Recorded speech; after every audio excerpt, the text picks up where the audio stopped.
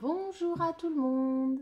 Une petite vidéo, donc finalement ce sera pas une vidéo toutes les 2 ou 3 semaines, ce sera une vidéo quand j'en ai envie et quand j'en ai le temps. Voilà. Et puis quand j'ai quelque chose d'intéressant à vous dire, donc là c'est au sujet de mon échographie précoce. Finalement j'y ai été cette semaine. Euh, Là au jour où je vous parle, je suis à 7 semaines d'aménorrhée et quelques jours, j'ai oublié. C'est-à-dire que c'est pas du tout comme ma première grossesse où chaque jour je regardais ce qui se passait, ce qui pouvait se... Non, là, si j'ai le temps, j'essaie de trouver du temps pour y penser, mais sinon, je n'ai toujours pas du tout l'impression que je vais accueillir un enfant en novembre. Je pense que de toute façon, tant que j'aurais pas passé les 3 mois, puis tant que je ne le sentirais pas bouger, il y a peu de chances pour que je réalise. Déjà, pour ma fille,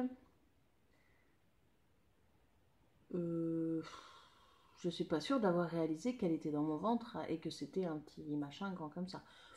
C'est tellement fou comme truc, voilà. Donc je laisse les choses se faire et puis sans angoisse, sans stress, honnêtement ça va bien. Parce que j'ai été là-bas faire l'échographie, donc c'était hier, et j'ai tellement aucun symptôme, mais genre aucun. Il y a de temps en temps où je me dis, ah, peut-être que j'ai un peu la nausée, mais en fait, donc, ni nausée. Alors, si, je dis à chaque fois, j'ai aucun symptôme, et puis, ah, si, si, je sais pas si c'est un symptôme, mais j'ai à nouveau mal aux articulations. Et ça m'avait fait ça quand j'attendais ma fille, et ça me fait ça à nouveau. Alors que j'ai pas pris de poids, bien sûr, j'en suis donc à 7 semaines et quelques. Enfin non, 5 semaines de grossesse. Bien sûr, j'ai pas pris de poids. Euh, D'ailleurs, il faudrait m'éviter que j'en prenne. J'ai dans la tête, parce que pour ma fille, j'ai pris 18 kilos. C'est énorme. Alors je sais, il y a des femmes qui prennent beaucoup plus. Mais en fait, je vous avoue que j'ai trouvé ça énorme. Déjà, j'ai du poids en trop. J'ai rapidement pris du poids en trop. Je pesais pas ce poids-là avant. J'étais beaucoup plus sportive et beaucoup plus mince. Et ce poids en trop, je le supporte déjà difficilement. Mais quand je dis supporter, c'est physiquement, hein. J'ai plus mal au dos, j'ai plus mal aux articulations, voilà. Et là, les 18 kilos en plus, j'ai bien senti passer, hein. Je pense que j'ai vraiment les genoux qui ont souffert. Les genoux et le dos. Donc voilà, j'aimerais franchement, dans l'idéal, je ne prendrai pas de poids parce que je vous assure que j'ai de la réserve, donc bébé n'aurait aucun souci à se faire. Sinon, voilà, 10 kilos grand maximum. 10 kilos grand maximum parce que même si je les ai perdus, mes 18 kilos, là, ça a été trop violent pour... voilà. Donc, c'est pas une angoisse, mais je vais vraiment essayer de faire attention parce que je sais que ça peut vite. J'avais pris 9 kilos jusqu'au 7e mois. Moi, je me disais, bon, c'est plutôt pas mal, allez, il reste 2 mois, je prends 2 kilos, allez, 11 kilos, ça va. Non, les 2 derniers mois, j'ai pris 9 kilos. Mais je les ai même pas vus passer, j'ai pas l'impression d'avoir mangé plus que ça, j'ai pas. Bon, ceci dit, j'en ai perdu 12 dès la première semaine après l'accouchement. Donc, bon, c'était peut-être de la rétention d'eau, je pense que c'est ça. Là, c'est pareil, je me suis réveillée un matin, voilà, j'ai des bagues. Je me suis réveillée un matin, et ben là, en ce moment, là, et j'avais plus mes bagues. Et en fait, dans la nuit, je les avais enlevées en dormant. Et je pense que je dois faire un peu de rétention d'eau parce que ça devait me serrer. Je vois comment je fonctionne la nuit. Ça devait me serrer les doigts et hop, j'ai dû les enlever. Donc voilà, je pense que je fais un peu de rétention d'eau déjà. Pour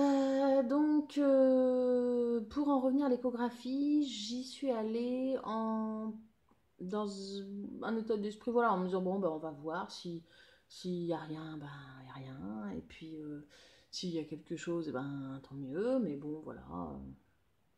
Et puis, en plus, quand je connaissais pas le gynéco, et ayant eu des mauvaises expériences avec les professionnel de santé, disons. C'est-à-dire, clairement, bon, je pense comme beaucoup ont vécu, hein, mais moi je le vis particulièrement mal quand le médecin est paternaliste ou qu'il nous prend de haut ou il y a même eu des gestes très déplacés, bref. Du coup, j'avais plus d'appréhension par rapport à qui va être cette personne. Et dans ma tête, ça allait se passer, là, l'échographie en 3 secondes. Et bah, pourquoi vous êtes venu, quoi. En gros, on fait pas d'écho comme ça. Bon. Donc, j'appréhendais plutôt ça. Et du coup, ben, il m'a reçu avec le sourire. Bon. Et puis il m'a demandé ma dernière date de règle. Alors comme j'avais de l'appréhension de me faire renvoyer péter, j'ai dit que ben je savais pas trop, je situais peut-être éventuellement autour du 8 février. Mais en fait je sais très très bien la dernière date de mes règles. Je sais surtout quel jour j'ai ovulé. Et, donc voilà, il a été très agréable. Pareil, j'avais un peu une crainte d'une échographie endovaginale, donc avec l'espèce de gros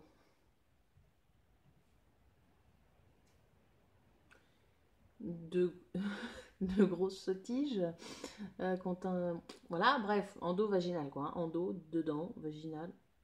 Voilà, donc j'avais pas du tout envie de ça. Là, et il m'a dit on va aller voir si on voit quelque chose par l'abdomen. Oui, oui, oui, oui, très bien. Et voilà, petit machin. Petit machin. Ah ah. Petit machin. Voilà. Donc, il fait de la tête aux fesses 1,1 cm.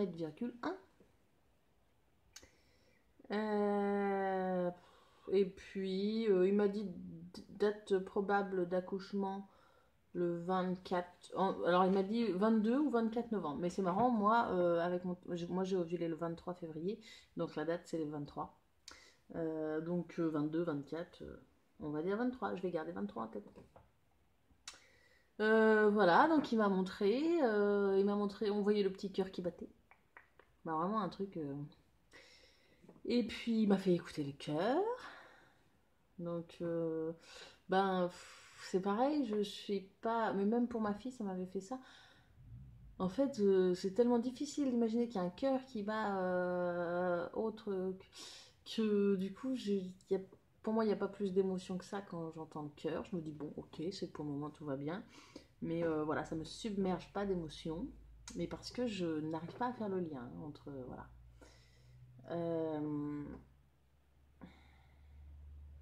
Voilà, que dire. J'ai regardé donc forcément. En fait, on veut découvrir le sexe. Pour notre fille, on avait découvert le sexe à la naissance et on veut faire la même chose pour cet enfant-là. Et je ne sais pas. Pour ma fille, au bout du 5e mois, j'étais persuadée que c'était une fille. Quand je dis persuadée, c'est que persuadée de chez persuadée. C'est-à-dire que j'en aurais mis un membre à couper, c'est-à-dire qu'il n'était pas possible, mais à tel point que si ça avait été un garçon, ça aurait été problématique. Il n'était pas possible que ce soit un garçon. Et pourtant, tout le monde me disait ah, c'est un garçon, ah, tu le vois, c'est un garçon. Oh, bah, bah. Et. Et donc, on veut le savoir à la naissance, mais d'un autre côté, ben, on s'amuse des fois voilà, à se dire alors, tu penses que c'est un garçon, une fille, ou à réfléchir à ce qu'a dit le gynéco à ce moment-là, ou ce que tu as vu, enfin, ouais, voilà, normal, quoi, on peut pas. Et. Oui, alors pour ma fille, j'étais persuadée au point que dans la boîte à papa, ça je vous en parlerai certainement le moment venu, mais j'avais fait une boîte à papa et j'avais mis une carte. J'avais été acheter une carte de vœux, là, une carte postale, là. Enfin, bref, une carte sur laquelle il y avait écrit Bienvenue petite fille. Je l'avais acheté avant d'accoucher et il l'a ouvert avant, enfin pendant que j'étais en train de travailler, il était revenu à la maison, il l'a ouvert. Et voilà, il y avait écrit Bienvenue petite fille, c'est-à-dire que voilà, je savais que c'était une fille, il n'en était pas. Quand elle est sortie, quand on m'a dit c'est une fille, je dis bah oui. Et mais j'ai senti ça que au 5e mois. 5-6e mois. Voilà. Là, je vais sur Baby Center et il parle beaucoup de la méthode Ramsey. Je sais pas. Donc Ramsey, apparemment, c'est un médecin, monsieur Ramsey, qui aurait fait sa petite expérience. En gros, sur 5000 échographies qu'il a réalisées, il a observé que selon l'emplacement du placenta avant 8 semaines aménorrhées, on pouvait déterminer si c'était un garçon ou une fille, selon si c'était à droite ou à gauche. Après 8 semaines, ça ne fonctionne plus apparemment, mais avant, on peut déterminer à 97%. Sur ces 5000 échographies, à 97%, c'était juste. Donc forcément, je me suis amusée à regarder. Je n'ai rien compris. Je vais essayer de dire ce que j'ai compris. Déjà, est-ce qu'on veut un garçon ou une fille? Autant pour le premier, on n'avait pas d'idée. Autant là, on est partagé. On est partagé parce que on aimerait un garçon pour que notre fille reste notre fille unique. Juste, voilà, ma fille, mon fils. On aimerait un garçon pour que notre fille, ça reste notre fille. Et en même temps, je crois qu'on aimerait... Enfin, je dis on, mais je parle pour moi, je crois. J'aimerais beaucoup J'aimerais beaucoup faire naître une relation sœur, en fait. J'aurais beaucoup aimé avoir une sœur. Et bon, bah, j'ai eu 2 frères, c'est très chouette, super. Mais c'est vrai que je vois des fois des amis qui ont des sœurs et qui sont hyper fusionnelles et qui, à 20-30 ans, sont très proches et s'appellent. Alors, ça peut très bien ne pas être le cas, j'en conviens. Mais je trouve que quand ça fonctionne bien, c'est une relation merveilleuse, mais même étant petite. Donc voilà, j'imagine 2 sœurs. Je vous avoue que pour le moment, j'aurais du mal à imaginer un garçon. Et la méthode Ramsey me dit que c'est un garçon parce que donc. En plus, ça va être tout retourné là.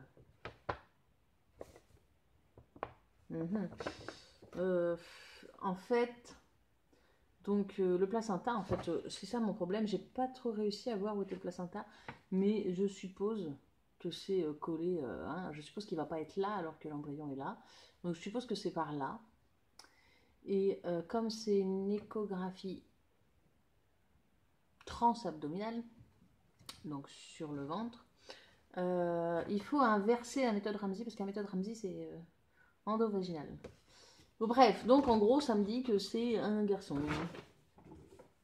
Bien sûr, j'ai été voir si ça pouvait se tromper et oui, tout à fait. Donc en fait, ça me dit rien du tout et on n'en est pas, on n'est pas plus avancé.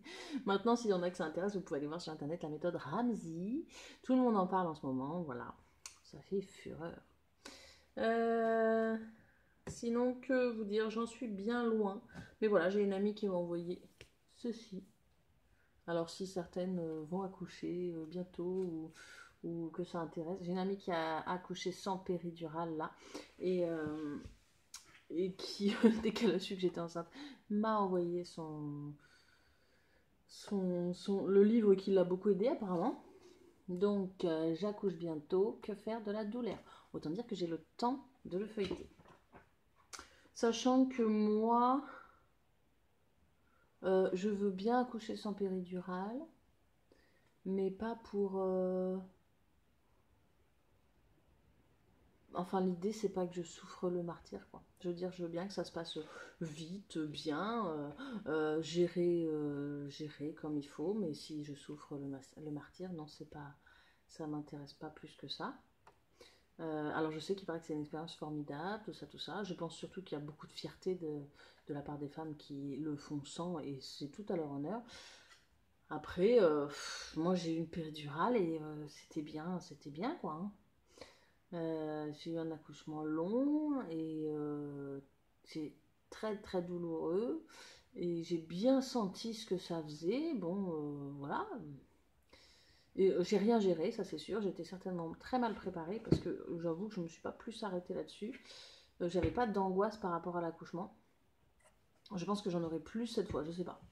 Mais je n'avais aucune angoisse, en fait, ben je vais accoucher, de toute façon il faut bien que ça se passe, voilà. Donc je m'étais pas renseignée plus que ça.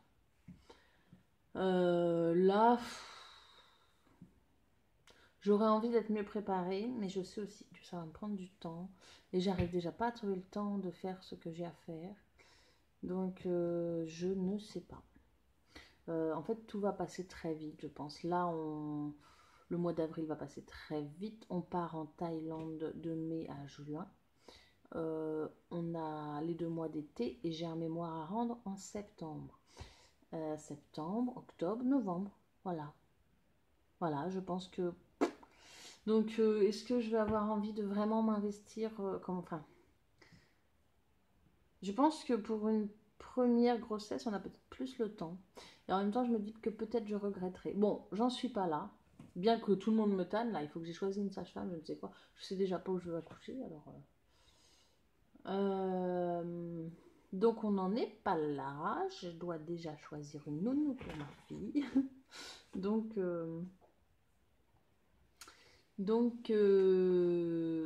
voilà, j'ai un peu plein de trucs qui me prennent la tête. Donc je vais lire ce livre-là et puis je vous le conseillerai peut-être, certainement. Par exemple, j'ai une autre amie qui va accoucher bientôt et qui, elle, fait de l'hypnose. Alors j'ai hâte d'avoir son retour aussi pour savoir ce qu'il en est.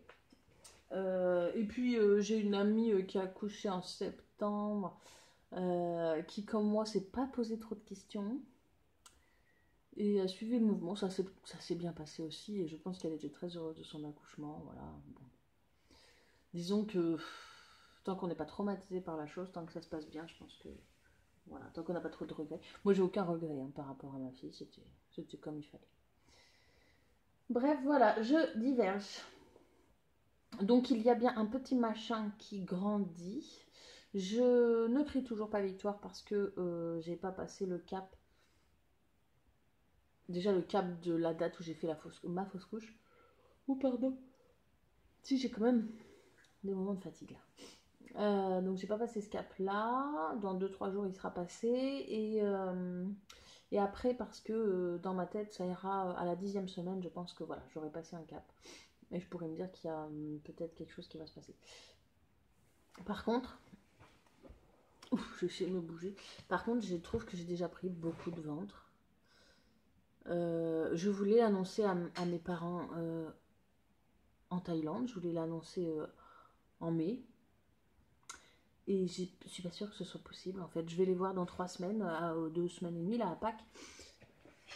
Et j'ai peur que ça se voit déjà à ce moment-là, quoi. Ah oui, alors j'ai un bouton de défait. Bon, voilà. Donc pour le moment, on se dit, elle est bien gonflée. Ce qui est vrai, hein. À la base, c'est pas plat. Mais c'est quand même plus plat que ça. Voilà. Donc je me dis que dans 2 semaines, ça risque d'être encore... Voilà. Eh bien, cette fois, c'est une vidéo longue, je vois. J'ai beaucoup digressé.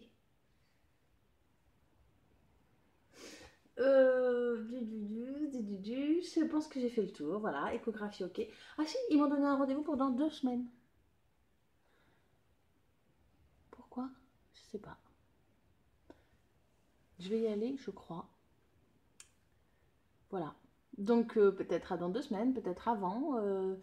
Je vois ça. Et puis si c'est dans 2 semaines, et ben on verra dans 2 semaines, 7, 8, 9.